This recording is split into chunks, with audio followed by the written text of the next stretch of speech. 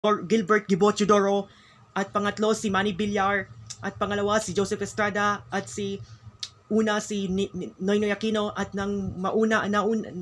sumunod ng nauna si Brother Eddie Villanueva na may 10 billion votes o 1 billion votes, na yung ikalimang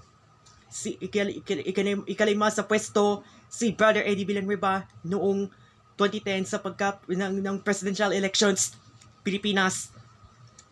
O sana mananalo natin to si Brother Eddie Villanueva. God bless you, Brother Eddie, for President, and Attorney Alexander, Kuya Alex Lacson, for Vice President of Bangon Pilipinas Party. Brother Eddie, Brother Eddie, Brother Eddie, Brother Eddie, Brother Eddie, Brother Eddie Villanueva, Eddie Villanueva, Brother Eddie, Brother Eddie, Brother Eddie, Brother Eddie, Brother Eddie, Brother Eddie, Brother Eddie, Brother Eddie, Brother Eddie, Brother Eddie, Brother Eddie, Brother Eddie Villanueva for President 2028.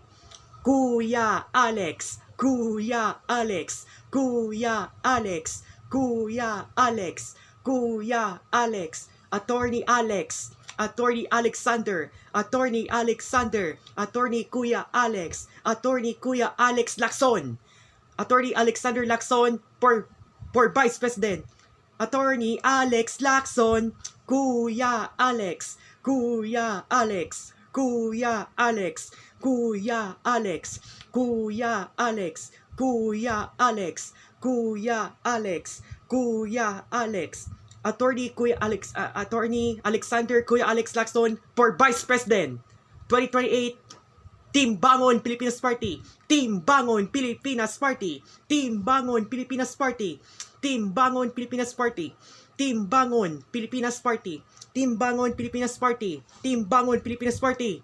Manalo na sila sa 2028 po ito, 2028 Philippine Presidential Elections at Philippine General Elections this 2028.